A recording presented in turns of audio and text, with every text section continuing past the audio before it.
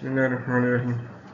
So today we continue our discussion of amplitude modulation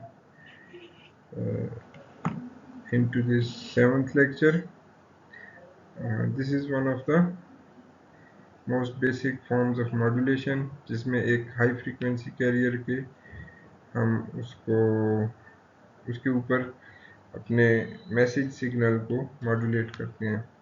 reason being कि base band signal जो है हमारा message signal वो low frequency signal है और दो मेन हमारे पास उसके एडवांटेजेस और मॉड्यूलेशन के पर्पसेस हैं. एक तो ये कि उसको फिजिबल बनाना कम्युनिकेशन के लिए. एंटीना साइज जो है वो हमारा लार्ज फ्रीक्वेंसीज के लिए मैनेजेबल होता है, लो फ्रीक्वेंसीज के लिए किलोमीटर्स में पहुंच जाएगा. और दूसरा ऑब्जेक्टिव है कि multiplexing, efficient use of our bandwidth, क्योंकि बेस बैंड पे आप फिर ज़्यादा लोगों को कम्युनिकेट नहीं करा सकते. तो मल्टीप्लेक्सिंग के लिए आप हाई फ्रीक्वेंसीज में जाके डिफरेंट बैंड्स में डिफरेंट चैनल्स बना सकते हैं और ज़्यादा लोगों को कमोडेट कर सकते हैं.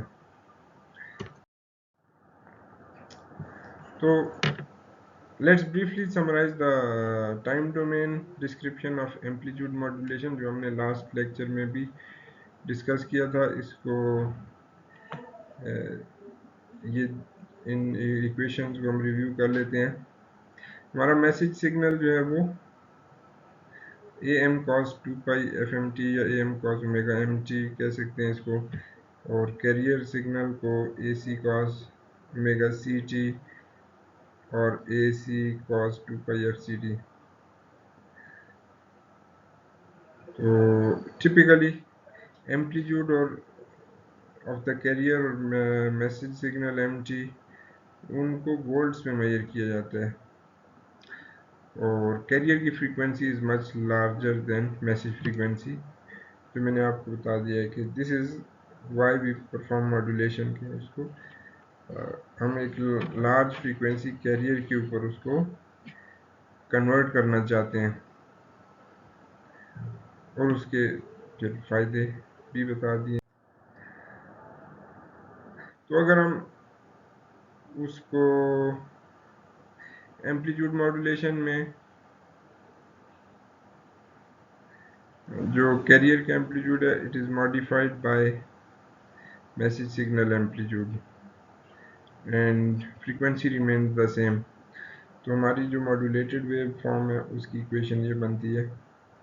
पिछली हमने स्लाइड्स में उसको x of x A M से सब डिनोट किया था, यहाँ पे उसको एस ए एम.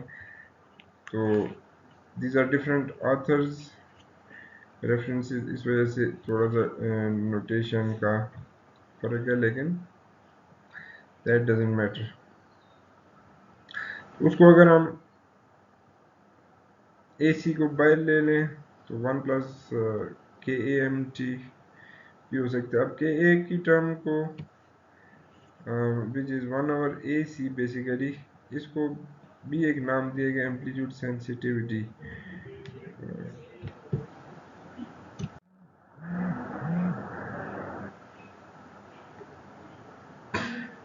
और इक्वेशन के अंदर मज़ीद उसकी टर्म्स को ओपन किया जाए तो हमारे पास ये दो टर्म्स बन जाएंगी, A C cos 2 pi F C T plus M T cos 2 pi F C T.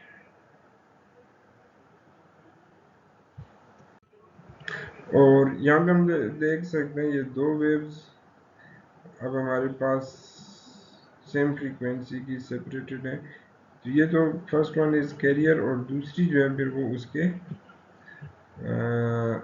Side bands बन जाएंगे. इसको मज़ीद हम मॉडिफाई करते हैं तो हमारे पास बन जाएगा एम ऑफ टी को हम A M cos 2 pi F M T से रिप्रेजेंट कर सकते हैं, और then it becomes this form, it takes this form. और ए सी को अगर फिर हम बाहर लिख लें तो 1 प्लस ए एम और A C cos 2 pi F M T cos 2 pi fct. So this is our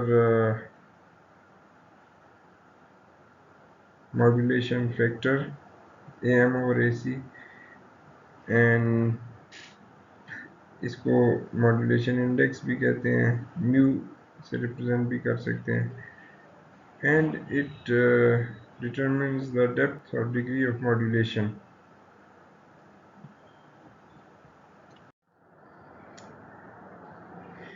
And by performing these simple manipulations, हम इसको, अब ये स्टेप्स को आप खुद भी फॉलो कर सकते हैं लिख के अपने पास. तो you will get the time domain representation of modulated signal as consisting of these terms AC cos omega ct plus 1 by 2 AC into mu bracket के अंदर cos omega c plus omega m t plus cos omega c minus omega m t. तो ये omega और F, इनको आपस में हम convert करते रहते हैं. ओमेगा इज 2 पाई एफ, तो इसमें आपको कोई डिफ़िकल्टी नहीं होना चाहिए. They represent the same quantity frequency. तो इस जो टाइम डोमेन रिप्रेजेंटेशन को हम double side band, full carrier या लार्ज कैरियर भी कहते हैं. और इसमें ये जो पहला कंपोनेंट है ये कैरियर वेव कंपोनेंट है, और दूसरे जो हैं यहाँ से भी आप देख सकते हैं कि दे आर साइड बैंड्स, और दो फ्रीक्वेंसीज इसमें हमें दो कंपोनेंट्स नज़र आ रहे हैं बैंड्स के, फ्रीक्वेंसी बैंड के. और इसके लिए हमने जो आगे फ्रीक्वेंसी डोमेन रिप्रेजेंटेशन में हम देखेंगे कि इसके ये कंपोनेंट्स कहाँ पर और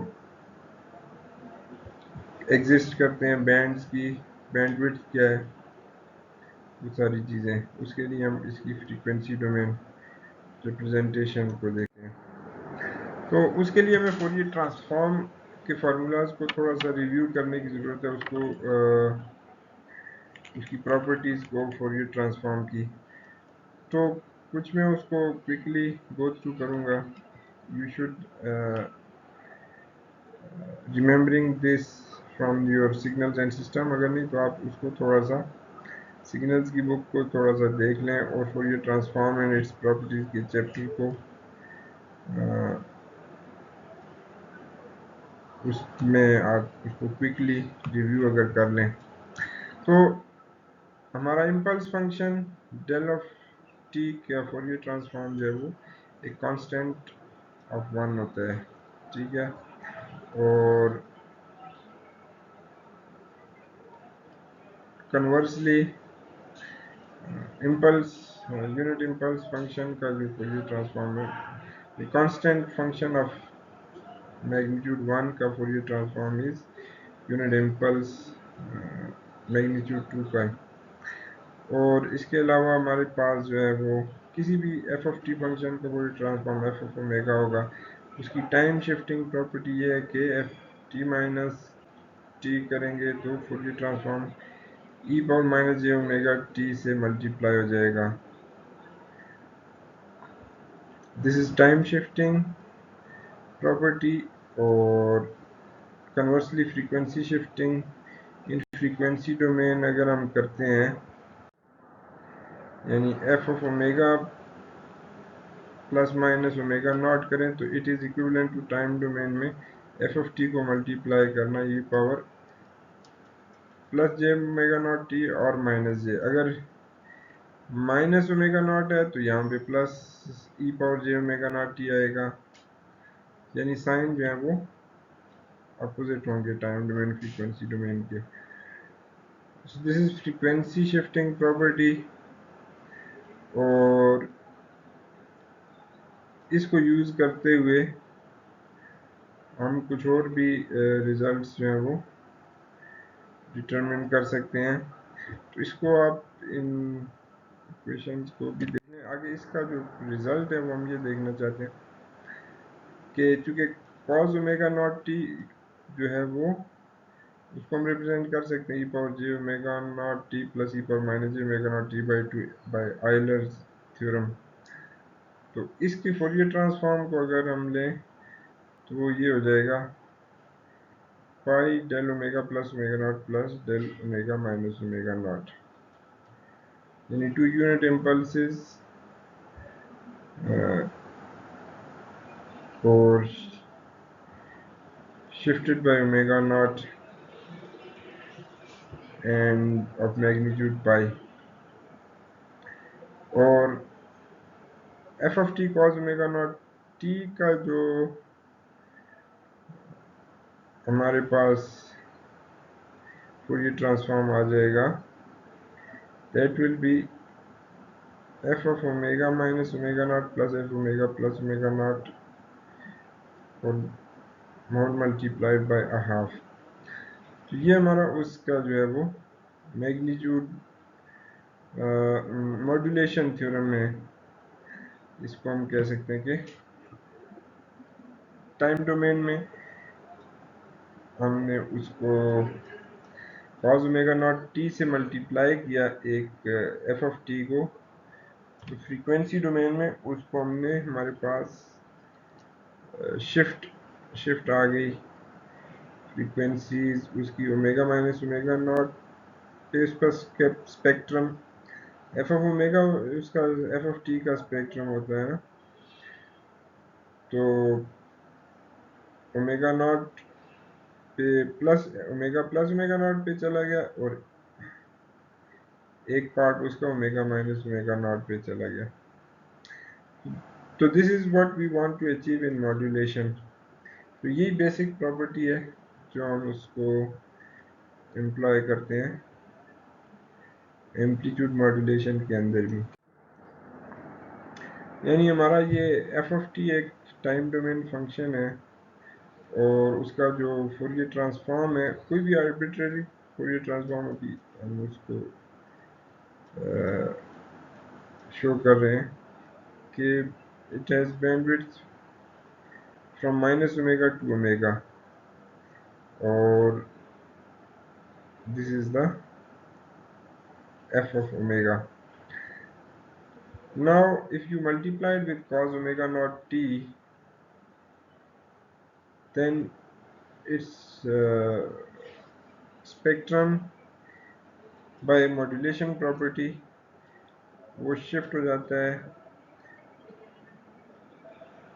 by omega naught and minus omega naught, तो दो तरफ पे शिफ्ट हो जाता है और that becomes omega naught minus omega से ओमेगा नॉट प्लस ओमेगा तक एक बैंड होगा और माइनस ओमेगा से minus omega naught plus omega. These bands centered at plus omega minus omega naught, plus omega naught and minus omega naught. तो ये positive frequencies हैं और नेगेटिव फ्रीक्वेंसीज जो कि मैथमेटिकली एग्जिस्ट करती हैं लेकिन ये कि फिजिकली नहीं होती.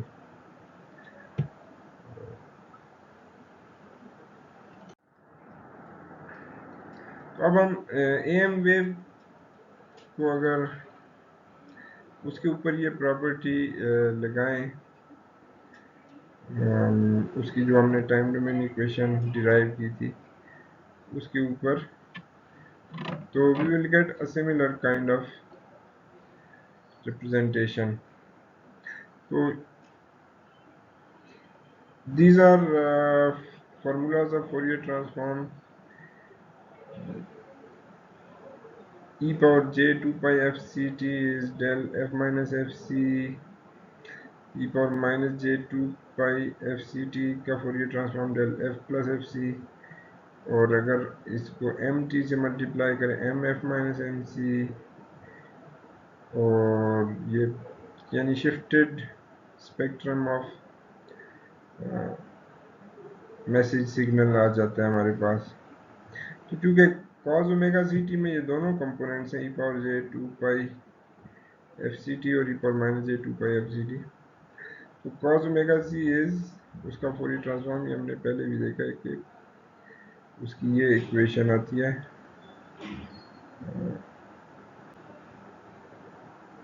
और अगर उसके साथ एम्पलीट्यूड ए सी हो तो ए सी बाई 2 हो जाएगा del F plus F C plus del F minus M C F C.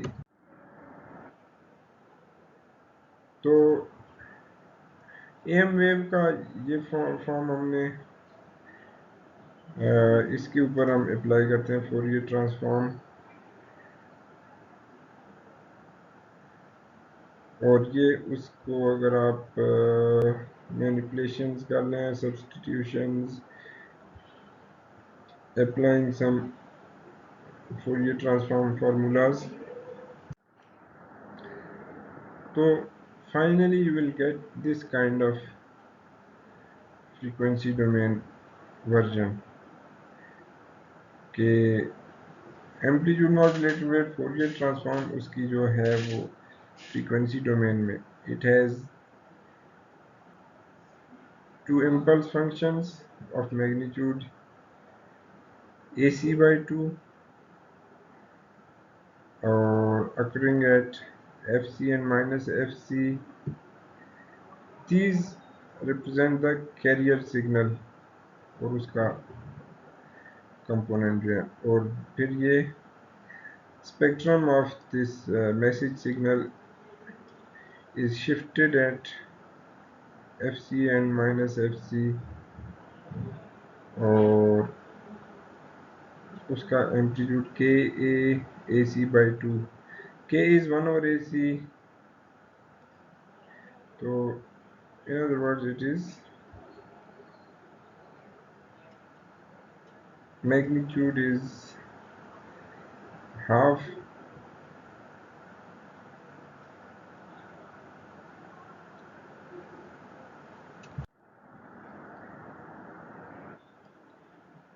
so this यहाँ आप उसकी फिगर को देख सकते हैं कि we have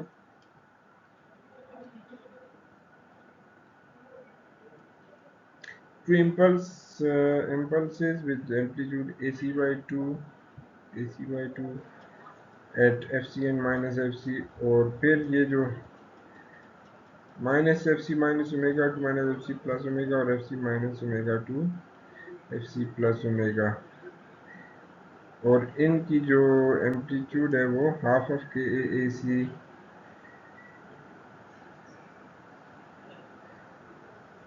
is the magnitude. तो now you can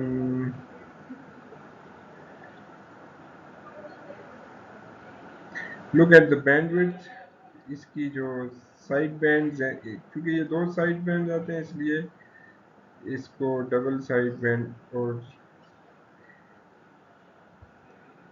side bands को जो है वो डिफाइन इस तरह करते हैं कि F C to F C plus W और माइनस एफ सी टू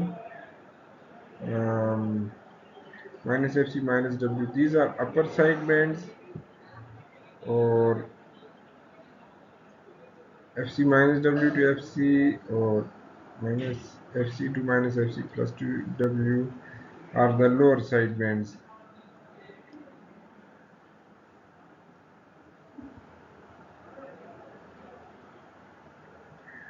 तो डिफरेंस बिटवीन these frequencies ये उसकी ट्रांसमिशन बैंडविड्थ रिप्रेजेंट करता है, और वो ट्वाइस द ओरिजिनल हमारे पास जो ओमेगा उसकी बैंडविड्थ थी मैसेज सिग्नल की, उसके ट्वाइस की इक्वल हो जाती है into omega. So this is the frequency representation of this amplitude modulation signal.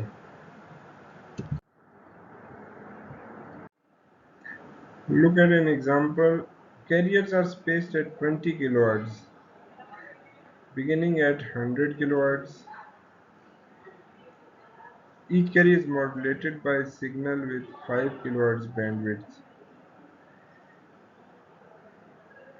Is there interference from sideband overlap? The modulating signal has bandwidth 5 kilohertz. So, or carrier, first carrier is 100 kilohertz पे है और उसके बाद अगला career 120 kilohertz पे होगा. तो 100 kilohertz के कैरियर को ले लें तो उसके साइड बैंड जो है वो F C plus omega F C minus omega, तो 100 प्लस 5 100 माइनस 5 105 पे होंगे और 95 टू 100 एंड 100 टू 105 पे. एंड ये एक पेयर होगा और दूसरा पेयर जो है वो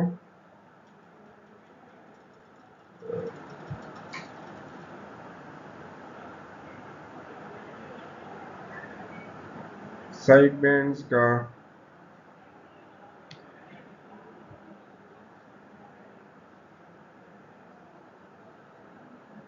120 के ऊपर सेंटर्ड होगा, तो उसमें 125 तक जाएगा और 115 to 120. So upper sideband of one carrier and lower sideband of next adjacent, they do not overlap. इस तरह से एक कैरियर 120 पे है, एक 100 पे है, इसके साइड बैंड्स फ्रॉम 95 टू 100 और 100 टू 105 है और ये इनमें ओवरलैप नहीं है, यानी this spacing is large enough. उसी एग्जांपल में देखते हुए अगर modulating signal is change to bandwidth of 15 kilohertz, अगर 15 किलोहर्ट्ज़ पे चले जाएं तो 85 टू 100 और 100 टू 115 हो जाएगा और अगला पेयर जो है वो 105 टू 120 120 टू 134. उसमें साइड बैंड जो है वो एक से कैरियर के और दूसरे के ये इनमें ओवरलैप होगा.